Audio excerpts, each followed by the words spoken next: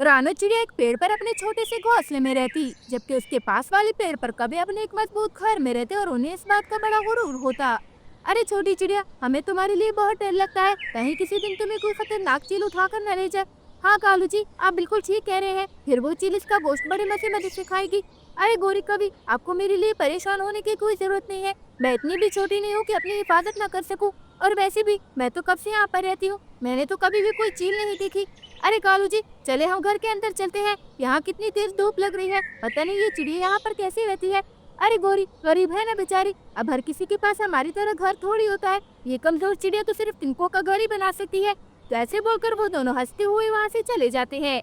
रानो चिड़िया तो उनकी बातें सुनकर बहुत उदास हो जाती है और फिर बोलती है, हाँ इन कौवों ने बिल्कुल ठीक कहा, मैं इनकी तरह ताकतवर नहीं हूँ, अगर मैं इनकी तरह ताकतवर होती तो मैं भी अपने लिए घर बनाती, पर मैं ठहरी छोटी और गरीब चिड़िया सिर्फ तिनको का ही घर बना सकती हूँ, इसलिए ये दोनों हर वक्त मेरा मजाक उड़ाते रहते हैं। तो ऐसे कुछ वक्त गुजर जाता है। एक दिन तेज धूप लग रही होती है, सारा जंगल सुनसान होता है क्योंकि तेज हवाएं चल रही होती है, तो सब परिंदे अपने घरों में बैठे होते हैं। इतने में दूसरे जंगल की एक चिड़िया वहाँ से गुजरती है, क्योंकि धूप बहुत तेज होती है तो ज्यादा गर्मी लगने की वजह से वो एक जगह पर रुक जाती है।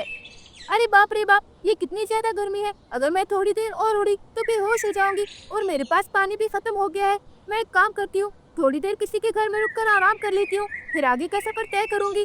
तो ऐसे वो चिड़िया इधर उधर देखती है तो उससे कौवों का घर और चिड़िया का घोंसला दिखाई देता है, और फिर वो बोलती है, मैं इस चिड़िया से मदद नहीं मांगूंगी, बल्कि उस बड़े घर में जाऊंगी, वहाँ मुझे धूप भी नहीं लगेगी। तो ऐसे बोलकर वो कौवों के घर आ जाती है और आवाज लगाती है, कोई है, दरवाजा खोले। चिड़िया आवाज लगाती है पर कोई दरवाजा नहीं खोलता, क्योंकि कभी अंदर सो रहे होते हैं। तो इतने में रानी चिड़िया उस चिड़िया के पास आती है।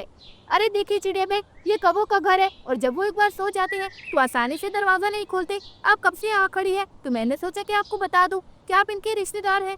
नहीं नहीं चिड़िया बहन, मैं एक मुसाफिर चिड़िया हूँ, धूप बहुत तेज थी तो मैंने सोचा कि थोड़ी देर यहाँ पर रुक जाऊं, मेरा गला भी सूख गया है और बहुत तेज प्यास भी लगी है। अरे कोई बात नहीं चिड़िया बहन, अब परेशान मत हो, अब मेरे घोंसले में रुक सकती है। अब चले, मैं आपको मटके का ठंडा ठंडा पानी पिलाती हूँ। अरे नहीं नहीं चिड़िया बहन, आप जाए, मैं यहीं पर ठीक हूँ। तो ऐसे बोलकर रानू चिड़िया वहाँ से चली जाती है और वो चिड़िया वहीं पर खड़ी रहती है। मुझे पता है वो चिड़िया मेरे घोंसले में नहीं आना चाहती, इसलिए कौवों के दरवाजे पर दस्तक दे रही है। अरे गोरी जरा उठो, पता नहीं कौन है जो कब से दरवाजे पर दस्तक दे रहा है। कालू कौवे की आवाज सुनकर तो गोरी कभी उठ जाती है, इतनी अच्छी नींद में सो रही थी, पता नहीं कौन मनहूस आ गया, मैं अभी जाकर देखती हूँ। तो ऐसे बोलकर गौरी कवि बाहर आ जाती है। अरे कवि, मैं एक मुसाफिर चिड़िया हूँ, यहाँ से गुजर रही थी, पर धूप बहुत तेज है तो आगे जाना मुश्किल हो रहा है, तो मेहरबानी करके थोड़ी देर मुझे अपने घर में आराम करने दे, शाम होती ही मैं यहाँ से चली जाऊंगी।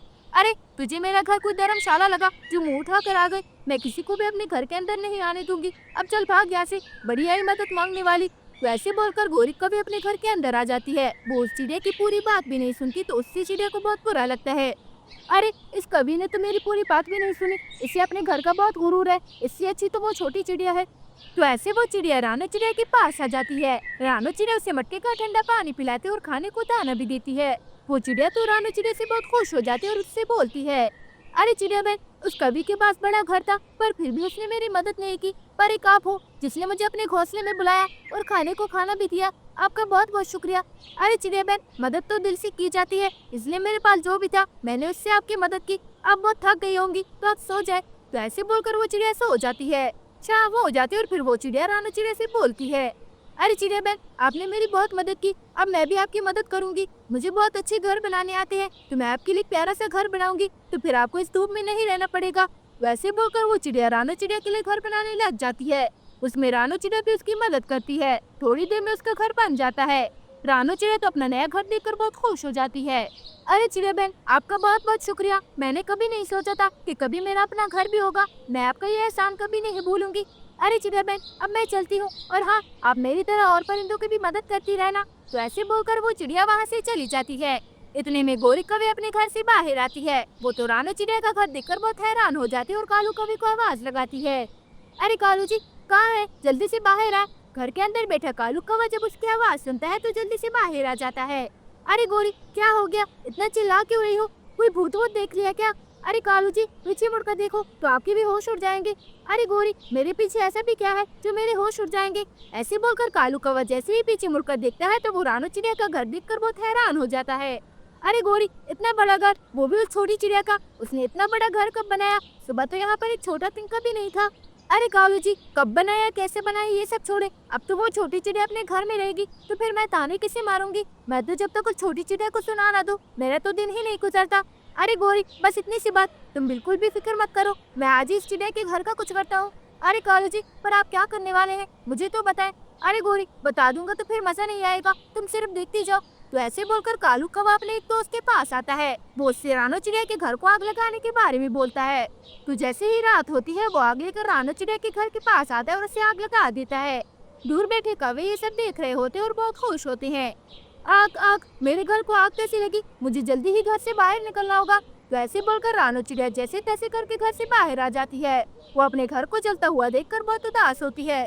मेरे घर को आग कैसे लगी, एक दिन भी सुकून से रहने नहीं दिया, अब तो मुझे दोबारा अपने तिनकों के घोंसले में ही रहना पड़ेगा।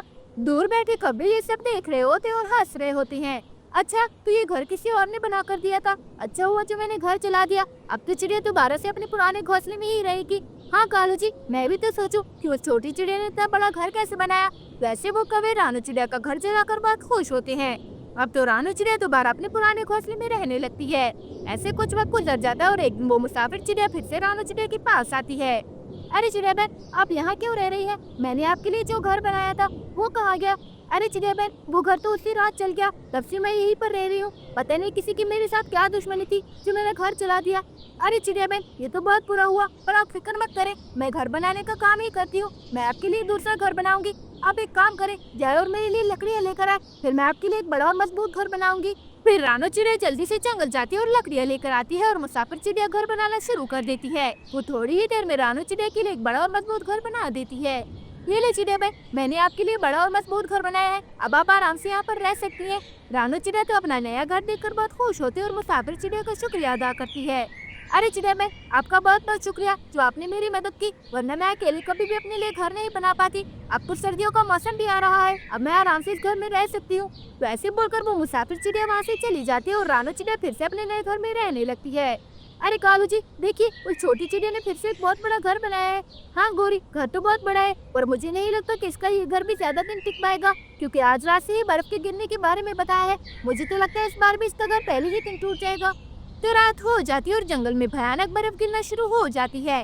रानो चिड़िया तो बहुत परेशान होती है क्योंकि उसे ये डर होता है कि कहीं इस ठंड के मौसम में उसका घर न टूट जाए। तो ऐसे वो जल्दी से अपने घर के बाहर आती है और देखती है, अरे वाह, मेरा घर तो बहुत मजबूत है, मुझे नहीं लगता कि वो इतनी आसानी से टूटेगा। अब जल्दी से घर के अंदर जाती हूँ, यहाँ तो बहुत ठंड है। तो ऐसे बोलकर वो जल्दी से अपने घर के अंदर आ जाती है और आराम से बैठ जाती है। अरे कालू जी, मैं भी बाहर गई थी, पर उस चिड़िया का घर तो जैसे का तैसे ही खड़ा है और वो आराम से अपने घर में बैठी है। अरे गोरी, अगर बर्फ से कुछ नहीं हुआ तो मैं अभी जाता हूँ और उसका घर तोड़ कर आता हूँ। तो ऐसे बोलकर कालू कौवा गुस्से से बाहर आता है। वो जैसे ही घर से निकलता है तो आसमान से उनके घर पर बिजली गिरती है और उनके घर को आग लग जाती है। कालू कौवा तो बड़ी मुश्किल से गोरी कभी को बचाता है, पर वो बहुत ज्यादा जल जाती है। तो प्यारे दोस्तों, इससे हमें ये सीख मिलती है कि हमें कभी भी दूसरों के साथ बुरा नहीं करना चाहिए, क्योंकि ऊपर वाले की लाठी में आवाज नहीं होती। अगर आपको मेरी ये वीडियो पसंद आई हो तो प्लीज़ लाइक, शेयर और सब्सक्राइब करके बेल आइकन के बटन को दबाना मत भूलिएगा। और हाँ, कमेंट भी ज़रूर कीजिएगा। धन्यवाद।